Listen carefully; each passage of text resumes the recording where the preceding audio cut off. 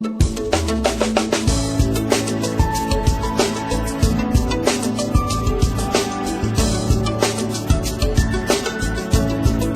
and welcome back to ASX Market Watch. Thank you very much for joining me today. I'm looking at a few different charts and I'm quite excited because I'm looking actually back over history at a few of our different crashes over the years and what exactly happened and what to look out for, just to keep an eye out, just so that we make sure we don't get caught by these things again. I'll be looking at 1987 and 1929. These are great things. I love looking back over history at these things. Looking at the ASX Top 200 and the Dow Jones today. These are my two favorite barometers for looking at which way the overall market is heading, and it usually tells me which way I should be trading because 3 out of 4 stocks will usually follow the overall market. And so again, thank you so much for stopping by. Let's get started. It's the ASX Top 200 that I'm looking at first. And again, probably the first thing that I do in any of my charts is look at the very simple, the very humble trend line. People do make fun of me for using these simple tools. It's a tool that anyone can really use, and it's a simple line on your chart. But really, it's probably one of the most powerful tools when you really know how to use them and use them well. As you can see, we've got a great entry signal in July 2009, and we've got our most recent exit signal. The July 2009, that's given us a bit of a bull run, quite a bit of money to be made in the last 6 months.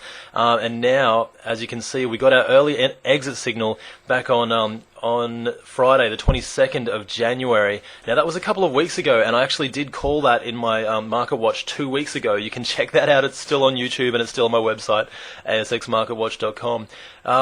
And so, since then, what has happened? Well, the market has continued to fall, and what I was expecting was a bounce back. So we really do need a bounce back in any situation, because at some stage the market does have to bounce, and that's what I wanted to show you in 1987 and 1929, is that even though these are the great crashes as they were over history that people always talk about, we still had a bounce, and this is the opportunity that you want to look out for, or the warning signal that you want to look out for. So, what will happen this time around? This is a weekly chart now, looking at the ASX Top 200, and what I'm expecting, as you can see, we've definitely crossed the trend line. So for me personally, the trend is down. There's no doubt about that. I've got I haven't got many short positions on. I've been holding back quite a bit, actually. Probably should have gone more, but I'm more short than I am long at the moment, and the short positions are going well, obviously, because they are following the overall market, as they tend to do. So we've got 2 weekly closes now below this trend line.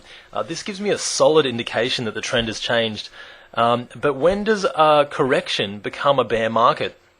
Well, if we look back quickly at our most recent bear market in 2007, sorry if I'm going too quickly, guys, as well, but there's a fair bit to cover when you look at bear markets and crashes.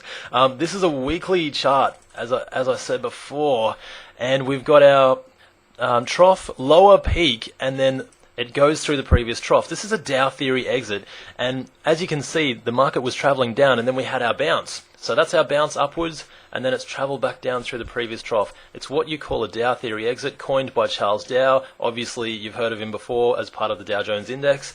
He was named after.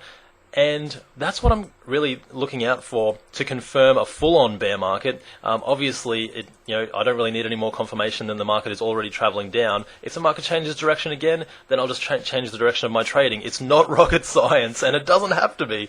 But to confirm a full-on bear, I would like to see one weekly bar up. And in that weekly bar up, people will probably start saying, well, the correction's over. And people will start calling a new bull market. In fact, I've been seeing so many news articles calling the biggest bull market ever in 2010, and I'm just looking at these articles and I'm saying, well, you better be looking at the chart as well, people, just in case the market doesn't go where you expect it to go.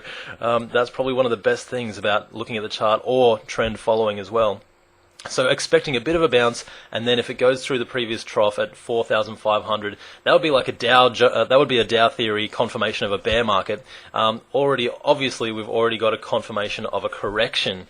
So that is today. Now, looking at the Dow Jones, because the Dow Jones index is the one I have all the data for, so it goes back to about 1900 on this particular chart, which I absolutely love backtesting. It's a very geeky, I know, but it's just something that I love to do. So looking at the weekly chart, we've got 3 closes below the trend line now on the Dow Jones. Again, this really confirms the correction on the Dow Jones. It's not rocket science. The market's heading down. I'm calling a correction. So, yeah, I mean, really, this stuff is not rocket science, guys. Anyone can do it using these simple trend lines that we use. It's very easy to do. But, again, in the Dow Jones, we haven't had our little bounce. And that's what I'm expecting to see. So again, we'll probably see the bounce. A lot of people will start calling a new bull market, but really it's how people react to that bounce that really confirms whether we will go into a new bull market or a bear market. At the moment, we're still in correction territory. As you can see, actually back down in October 2007 and November on the Dow Jones, right up here. I'll see if I can enlarge that for you guys, actually, because there we go. So we've got our Dow theory exit right back in November 2007. So again, this was it gives you an early indication, even though it is a weekly chart and people think that it's quite a slow moving chart. It really gave us an early indication earlier than a lot of people were expecting, and it still caught a few people out in. Well, I mean, really, in October 2008, people didn't really get the big message when things really started to fall apart. Now, looking back over history, I will just bring us back to 1987. Here we go. And this is what I wanted to show you. First of all, in 1987, and then again in 1929, this is our 1987 crash. So from 2,700 right down to 1,600, wiped. I don't know. Is that more than half? That's around about half. My maths is terrible. Obviously, I apologise. But as you can see, we had on a weekly chart, we had our bar down. We had a bit of a bounce, a bit of a reaction, another bar down, and then we had another bounce and a reaction. And then it's gone through the previous bar there at 2,500. What happened next? The very next week, we had our October 1987 crash. And that happened over 2 weeks, as you can see. If I just look at, I won't change it back to a daily chart because that'll mess up the time frames. But yeah, it's pretty plain to see. Like, it happened basically over 2 weeks. So again, it didn't happen in one day. Not all of it happened in one day anyway. And we definitely had fair warning right up here with our little bounce reactions and then traveling back through the previous troughs. So that's a fairly simple way to look at it. Now, going back further still, this is back in time to 1927, or 29, sorry. I'll just try and find it. There we go. 380, way back in the day when the Dow Jones was at 380 points. And from 380, the initial crash took us down to 200 points, and then the ensuing bear market eventually took us down to 45 points. Oh no, it did go to 40 points, there we go. So that's a massive drop, and it happened over a couple of years, so that didn't happen overnight either. But the initial crash in 1929, again, as you can see, this is a weekly chart. We've got our trough, we've got our bit of a bounce, bit of a reaction, then it travels down through the previous trough. Now this was a bit more savage, but we still got a fair warning, and then the crash really happened over 4 weeks. So the crash still happened over 4 weeks or a full month. So, I mean, these things don't happen overnight. That's basically what I'm trying to say. You'll usually get fair warning. Anyway, I hope that has really helped, and back to the present day.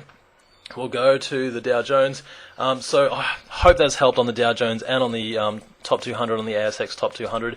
Really, guys, thank you so much for stopping by. And if you want more tools or more information, please stop by my personal website, which is asxmarketwatch.com. You can see the link just up in the top right-hand corner there. But please check it out. It's got free tools. It's got free information on the stock market trends at the moment. And I love doing these market watches, which I always chuck on my site as well, just to help people out. So again, thanks for stopping by. Hopefully I will see you next week, because obviously there's a lot happening in the market, and it's always a good time to be trading or investing. Thanks very much, guys, and